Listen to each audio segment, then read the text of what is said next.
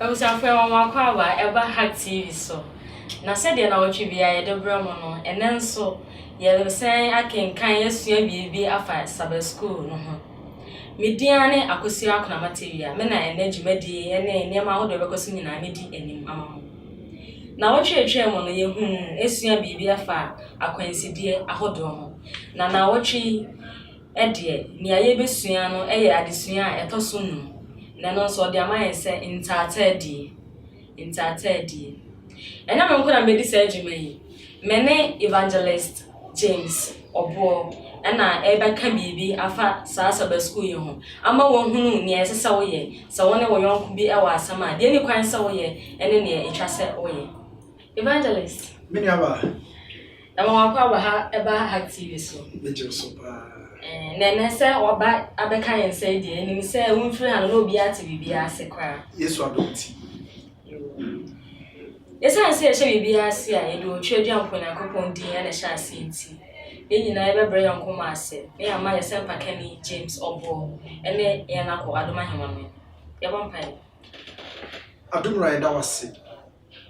Ye ma so kanfo so no nyam. Ankwane ahode ade ache. Ene Yesu a ode na che. Ono no yo chechefo a chire ni pansem mani patumeti ase yi. Ti doimu Sabbath school pensem mu aye beye etu di shawsa. Ma honhom bedi anim. Ma honhom be kasa chire. Ma utumi ni adesuan yachi. Ye ne atiefo nyina. Na ye de ba wie ya sesaye bia ye wo a sese wo ma adesuan de bra ye ma honkonkon tumi akoba ye. Etuma ye sesaye asode nkonkon ni meda. Edim so de ahya ase wo de be kwa wie ye nkodimtiemu. Eda wase se wa ye ne sama ye Yesu tim. Amen. Amen. Mama nkanwe asa na ye be hye o me na siku adesua no ase no. Na also oba homodin ase wo be share video yi na wa subscribe amayen ehia yen pa ma bo fon so ehun na wonte ya wosua no bi. Ena adesua na adesua e toso no. O se ntatedi. Evangelist.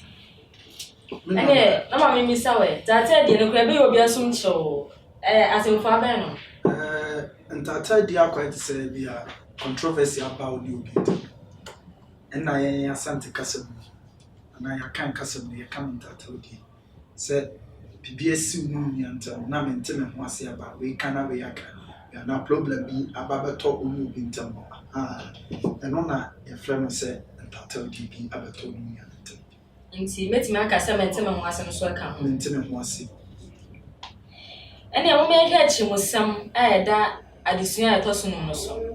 Ye be hunu no wo Korintofo ma edikan etinsia chichemu ba ko na kenkan. Samumu bi na ne yonkunya asama osi ne bode ne ko aseni wona wonte na anim na onfa no nko ahotefo ani Mrs. Ubi Korintofo ma edikan etinsia chichemu ba ko na kenkan. Samumu bi ne yonkunya asama osi ne bode ne ko aseni wona wonte na anim na onfa no nko ahotefo ani ene na yanko kwasi ada adesua no so ne ada so nie sawone afoforo yedi sawone afoforo yedi asemisa edikan sai na ewesa yesiesie ntawantawa ewa ye ne afoforo ntem papa Akwa yesese ya faso na isiesie brand tawatal DV tawantawa ba ye ne afoforo ntem obi afom obi na obi ni obi ntem problem aba. Akwa ba ko a onyamede ato ede ama yense Kristofo yem faso na yemfansiesie sa problems na on entertain na abayentem ne se hweye pa se obi be fomo na problem be ba woni ogidi ni ntem na odi asem no akodan court emwa na mum de dikan se o se fa no ko ahotefo ani se wo kan Korintofo mo dikan no etrensia nchem ba ko no a o se fa no ko ahotefo ani okọ enum no a o se nti nyansafo bia ni mumu se enum ti mo de ma asem koma wiasefo a omunni Kristo omunni Yesu ni na omunni ncheche papa onyamede amayi se omuno mo tratre ye no omunni asem amayi dabi eti ekwan a onyamede ato wo se yemfa so na se ntata die ba ye ntem a na yemfa so bo sa problem ne se yɛmfa asɛm no yɛnka no wasɔre na yɛma ne ntra nkɔ baabi yɛmfa no nkɔmpanifo na yɛntoto nneɛma na mmoa etiefo we de yɛne ayɛ sɛmpa na bibia nneɛma aso a na yɛde akɔpie kɔɔto dɛm yɛwɔ mpanyimfo ɛwɔ asafo ne mu a obetumi ahwɛ aka asɛm na ma bibia to din yɛnkɔ asɛm bi sɛ ɛtɔ so mmienu no so adesua bɛn na ebetumi asua firi ahyase asafo ahodoɔ no hɔ adesua bɛn na ebetumi asua firi ahyase asafo deɛ ɔde ma yɛn no ma yɛte ase ama yɛn ho Korintofo ho ma di kan na trensia nkyɛm yɛn so kan ɔfa di kan no ɔtwe adwene si so sɛ mfonso anya beba mu ɔtwe adwene ma yɛn hu sɛ kane asafo no na mfonso hɔ eti nye na yɛ asafo pan so na wɔtene na waka me ne santata de no wɔ tete asafo no nyinaa na ɛwɔ onyame hu sɛ na asafo no de besuo no ebibi bedu a ntatawdie ne watimi wakame asemasi ayemsei obenti ayemsei ebebam eti kane asafo no twe adwen siso amia hu se na saa su no ene saa brabo no ne ntatawdie no na wo eti nye hebre so nko na saa de no ewo ho a esi wo yemu a na ye nwanwa ma na bro so na obeto so amia hu se ene saa bre no na ntatawdie no wo kane asafo no mu de a ekwan be no mo fa so mutumi solve saa problems this is when the or twe adwen siso amia hu se kane asafo no na ewo nti ya brɛ nso na betumi asi na mo besi a yakɔhwɛ kwan akane asafo no so fa so o me yɛ de o me yi ntata bi afi yemu no ya so yɛmfa sa kwan na so pepepe na kyerɛ ne yɛ pɛn so nkwa na bi dabi ne yɛ pɛn so nti broni aka asɛm said there is nothing new under the sun bibi a yɛsi na ebia na ebia si pɛn nti wagya yɛn hwɛ so ɛsɛ so hwɛ so na yɛde tutu anam mo ɛne yɛnkɔ adwoada adesua no so ni yada so ne se akwana a wofa so siesie ntawantawa akwana a wofa so siesie ntawantawa asemese ato so mensa akwankyerɛ bɛn na wɔde ama yɛmfa okwana a yɛmfa so siesie ntem ntawantawa akwankyerɛ bɛn na wɔwɔ ma yɛn menu aba asemese ho hia yi na mempa ebo no sɛ akristofo a yabagye Yesu adi yɛbɛte sansem yase because ekosi na hia onyame asafo na ɔde asi hɔ When some create confusion because also cry by how when some create confusion tata di basro ama nyame hwe kwan paso de fa so wan fa nkodan obi e wo no ahwe so go problem sa pepepe ana na safo di si ho no eno so na san tata di ni ebi ho ye brain so no no crutch ni ebie ni ho se asafo nyame di si ho no ye den a tata di no ebebam asemesi bafum we bafum we abra ye na ye agidifo na sɛ saa de no timi ba yemu a ekwan bɛ na yɛmfa so a yɛmfa yi solve some problems no ana yɛmfa yi santata de emfiri ho na Yesu ma yɛn akwankyerɛ de to ho na saa akwankyerɛ no sɛ yɛmfa so a enya de antata de bi ba Nyankopɔn asafo mu a yɛbɛtimi asolve some problem na na yɛyi mistake ba kwa yɛyɛ a aha nyame asafo abɛsi nnɛ no sa kwankyerɛ Nyankopɔn de amaye no ɛnya no ne yɛfa so ne yɛpɛsɛ yɛdi yɛnyansa yɛpɛsɛ yɛdi yɛnimdeɛ yɛpɛsɛ yɛdi yɛtumi na yɛde solve sa problem no ya enye yi because I didn't nyame ho mu ni akyire because nyame akyerɛ kwan sɛ ɔfa so ɛkwan nyame sɛ yɛmfa so ni bepɛsɛ mekenkan ba wo matu asɛmpa tedu nwɔtwe no enti kyɛm yɛ du no nkosi do nkro no na beto me bo ase baba mu yie papa na afei yɛte ase yie ɔse na sɛ onua fom a kɔ na kɔ yi no aten one ne nko a entem sɛ otie wo a wanya wonua na sɛ wantie wo a fa onipa baako ana baanu ɛka wo ho na asɛm no anyina adansefo mienu anumu ensam anumu na sɛ wantie wo nso a kɔka kyerɛ asafo no na wantie asafo no nso a ɛne bu no sɛ ɔbosonsom ni ɛne togini no kura me se mo sɛ bibiara a mobɛkyekyere no asase so no ɔbɛkyekyere no ɔsoro na bibiara a mobɛsane no asase so no ɔbɛsane no ɛwɔ soro bio no kura me se mo sɛ mumu baanu ɛya no koro ɔwɔ asɛm biara ho a me Awurade beti asɛm yi asɛm mu odu yie papa enti ɛkwan a Yesu di ato wɔ sɛ tata die ba Nyankopɔn asafo ma mienu ntam a agidifo mienu ntam a ɛkwan a yɛmfa so ne sɛ nipa no a sɛ wo na mefom wo a ɛnya wo a mafom wo na sɛ wo ba me ho mi a mahu sɛ wafom me no me na sesa me ba ho ana ntina nyame ye ne sa onyame ye ne sa kire se wo a waye me bone no wo fere kura so be ba me ho ba wo a waye me bone no se me ba be ka kire wo se ah me nua da no ye me bone we se ya on se problem ne be so mo ntem ebe chese me kura no me ma fun wo a wa fun me no me mo na me san ba wo ncha be hwese ye so problem eto Nyankopon se obi fun me ya na ntata de ba ye mu a de oye onipa ne bone no enya de oye nipa ne bone so yo wo ya ye wo bone no kono ho de di kan wo ankasa kono ho na ni nipa ne kokasa se bi nua eda no se ni na oye me ya ba onua ne gitum so oh ade a mi nua me da wase so ba yi maten o we ho a o so ne mo mpa ye wanya nua fa che so onu ne nko akoka na wante ase a de to so bienu ne se enya so fi wa na okobo da wuro de to so bienu ne se fred as mpenifo asore mane mu bi ah omani mo dru omani mo wafare omani mo nyansa omani mo de omani mo asamka bo sandofo ni bienu amane na fa mo ka ho na mo nya miensa na mo ko nua ne nchen na ko ka kire no se bi nua se na mpenifo ye ma ba bi nua ne nchen se me ne be solve problem no but still onya de on tema se mpenifo mo nka mpenifo ne ka na fa on gitum se asema mi mpenifo ma be kan ye no kra wanya onua asem na so ha na mo still mpenifo no mienu be ka na wanti a asem de to so biemu no nyame asan ye se ene kone kobo asafo na mane fakoto asafo ni mpenifo anim na asafo ni mpenifo no emfra wo ene nipa mienu no a wode ne ka ho koye no omra because ono so ba be di adanse because wakọ na wanti ansa na nko a ho so waka na ho masa akọfa na mpenifo matra so na fe mato to neoma on se ekwankyere no nyame de ma ye sa steps ni nyina no ebie ni wo nyame ma ho kwan se ukọ so na wanti wa fa ne kokot o friend pa bi eluka no ho wanti wa fa ne kokot ukọ fra asafro na se asafro so wanti afa ne ye de fa ne kokot nti ha nyame pe so o kire se ajinifo antam de ense se wiase ni na be di asem wiase ni na be cheche e ba de sa ya bre Yesu ani monyamase ya bre Yesu ani monyamase na ye Kristo ya ye ne sen enti e kwa nyame de ato o se ye fa so bo sa problem na e be won se wo wa fo me na me amaba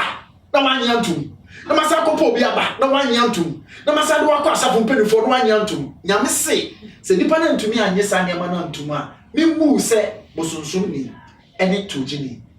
once ha no ko nyame anka se fa ne kokoto o se bu ni sa tujini ana bosunsun ni kire se nipa no pono jana life man just no man nka entwa so ne ntutwe bi na mom de nyame de be sha ho ne se nipa no still ye ni nyina na wanti a de ya cheche wasasi so ya cheche wosoro enti se wo bu sa nipa na wanya asem na ntum efumso no ye wanya ntum no bu ni bosunsun ni a onyame so bu ni so ya bosunsun ni obu ni sa tujuni a onyame so bu ni sa tujuni enti onyame be ni dia fi ahanye mu kra enti nyame hyehye mu no so ofu obi no nipa ba onche no ba nyame hye o sa gitum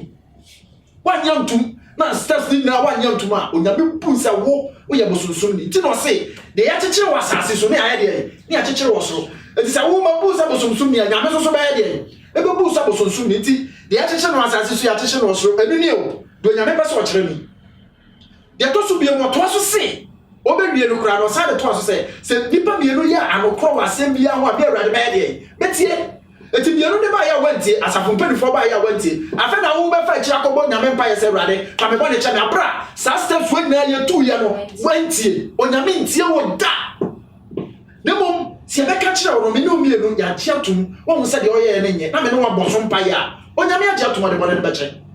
onyame agiatum de bo ne be che eti boni bi wo wa ekọ James se boni bi wo wa ekọ wo na mo mesere kra boni bi wo so ekọ wo mo na mesere de wo ko ne nche ogitu mu no o ko se nyame be che de be che no ne mo se wanya ntum de a nyame se egoja ba bi kra nkopa chew enko se boni fa che kra ma sa nipa no do nyame ntie eti start so nyame de ma ye se ye mfa so e fa so bu problem no Onia,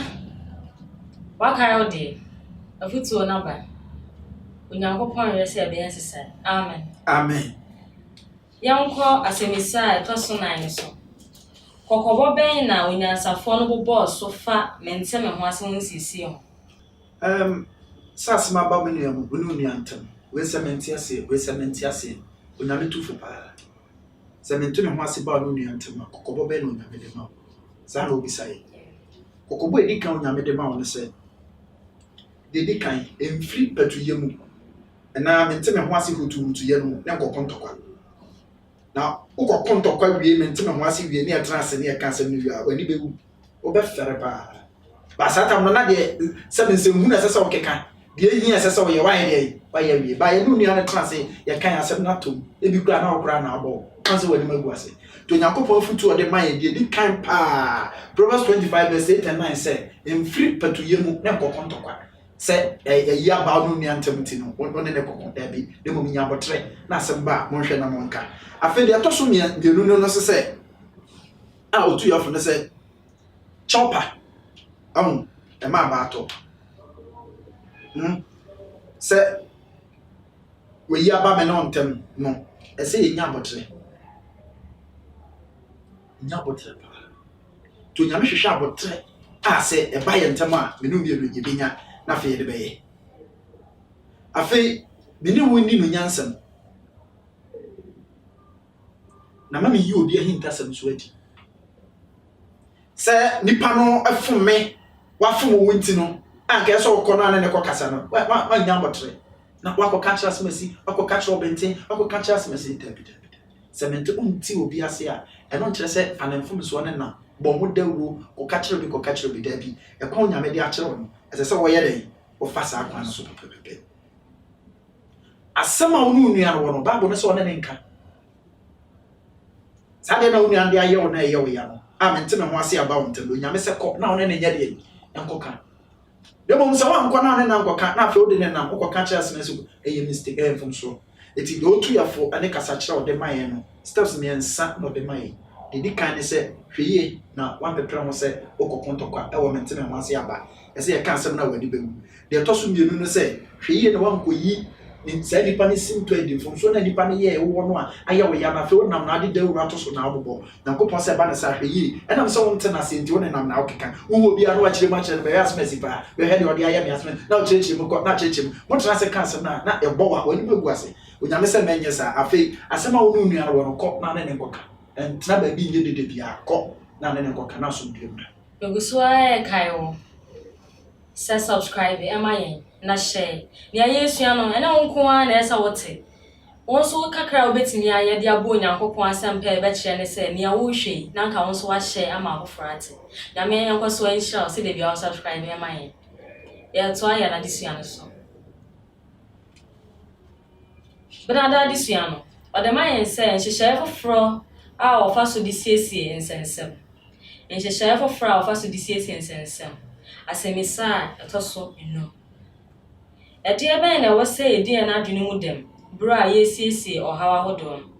ede ben na wose edi na adwene mu dem bra yesiesie ohawa hodom ade a esese edi etiri mu dem awa bra yekosiesie nsensem ne se bra ba nya adwene se be ko na mene menu akosiesie de kanya fache akoma de kanya fache adwene ko nsensem na bokosiesie no de befi mu baba na se o pese o de che wonu ya eno ti na wo ko na na akosiesie eti asem bia beto ho bia ye ka bia fa no mi elu nyina no esese obia ono na ye de sa de na di no de kanya fache hunhu ma fache no eni wa koma mu dem eti ade esese di ya koma mu dem wo bra yesiesie nsem ne se me ma nya fache na so nya fache opa nipa 1000 metro asem so ebe na be so nti ade esese di ya koma mu dem ne se aye betumi de asiesie nsem amna ye yie pa ne se fache hunhu wo mu nso fache hunhu wo bi mu a asem no se de be ka na beti bia no ebe ko na wie ye ama so de atumi aba eti de otwe adwe se so ye mani di ya koma mu dem wo bra yesiesie nsem no ne se obi ya nya fache hunhu Sina yese ni nyina agina akoma no so. Yes, eno na wo de chi. Ofi akoma mu de achi. Yankwa adisua to so asemisa to so nsia no so. Sa ya anya no sa de nhyehyɛ yi tie no a ɛden na ebesi. Ya anya no sa ne nhyehyɛ yi tie a ɛden na ebesi. No kra ne se ya anya no sa de asɛm eti ha. De ebesi ni se o kan batu asɛm patrensi ya chemdu na ne edunum na. O ka kyerɛ prince se Sama mfa afoforo mfom so ancha wo mu a magya wo soro so emfa mo de anya de encha eti asam no a abeto ho no a wo nua ne ntem no din seden ya seden how no seden na before tra so ana wo ko no nua ne nchen a de di kan se nyankoma se wo de koche na se wo anya sa akoma no nipa no be pa wo chew be sra wo aka se bi nua ade ama ye wo fa cheme na wo de wo se sabone a wa ye media me mfa nche da onyankopon se wo nso so mane ma utrimu da se obebutu abompa ye bia nyagidie bi se obone a so ko ye no nyame de ba ye den ade be chew because nyame policy ni se yamfa mfomso ne nche eti no se ansa na wo ko nipa ne nche kra no na one na ko siesie mfomso ne di kanya fa cha ko mansa na ode akọ because nipa no ko siesie na ye den obesere wo se bi nuade ma fom ye fa ye den fa che me no wa jama manaka na wo wa nyama mananka de be fi mu baba ne se wo so bompa Yesu fra safa urade safa urade mfa bo ne nche wa onfa nya de onfa nche wo da eti ahai ekire se nyame hye wo bia se wo ya fom bia se nipa ne pa wo nche nko ade a fa ye de fa che no so person nyame do de eche wo de a wo so fa che no eti so oni ane so no amfa bone na nche wa onsa be ye mfom so eti am wo so enya na akwaye ne bone wo no aye me bone ana me maba on China maba sefa bone ne me ne wo kana so duaba na wa anye mfum so na ntu na se wa mfa bone na nchame a na me pa ocha wa so mfa ncha won so wa ye bone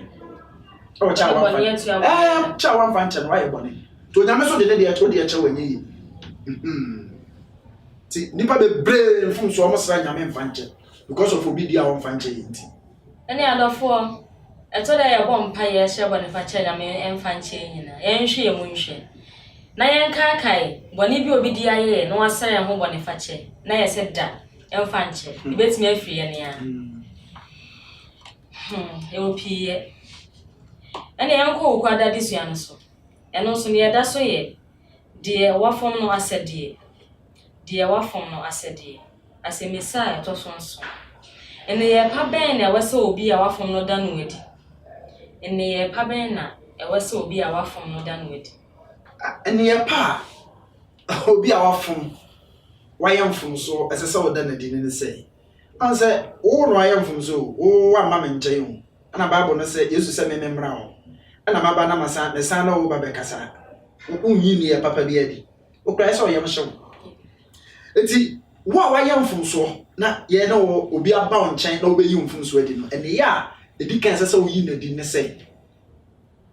Emma na nim ka se nipa na de be ka on emfom Emma ni nye time out Emma ni nye bufuo ma Emma ni nye chiwade ma se adentina me nua we maye na mfom so no ababom no be yi maten obi wo wate sa so wa ko ne nchen kra wa fom no wa ko ne nchen kra ko yi na ten kra no na ko ya de so a bible na se obi a wa fom so obi ba on nchen a enim ka wo be ka twi obi twi enim e wo de wa ye no na mpelifo ko di mpelifo enim a twi mpelifo ni twi enim no Emma na mfom because so wa nkofom a angasa de na nya den Emma ti ni ya padi ti de o me ka fa ho ne mfom so wa ye nyina no nya botre na titum Emma na mfom so mu twi enim no mo ka wadi de to so mienu a esesa wo ye ne se chopa o kan me busa mo a 15 verse 1 o se chopa no hia ni de kasa eti wo a wafom no a de ade a waye ne nye abato mpelifo nim ana wo nua ne nko aba wo nche o yi watan no ade esesa wo ye ne se o be patch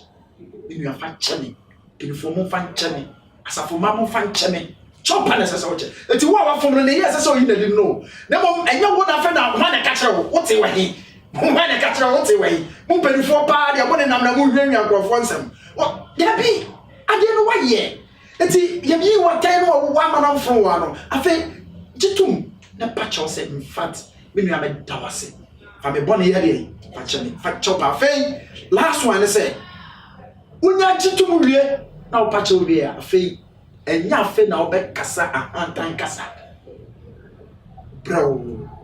it was mo aye boko esen kan ye libre eti wo a wa fon me na me amasa ba onche na wo sa de bufo hia be dabi asem bi o me ka cheo ya Sunday bi do watam Sunday be ka wanim Sunday a wo a wa fon wo bebie wa no akasa ese se eye bro ahobrasiemu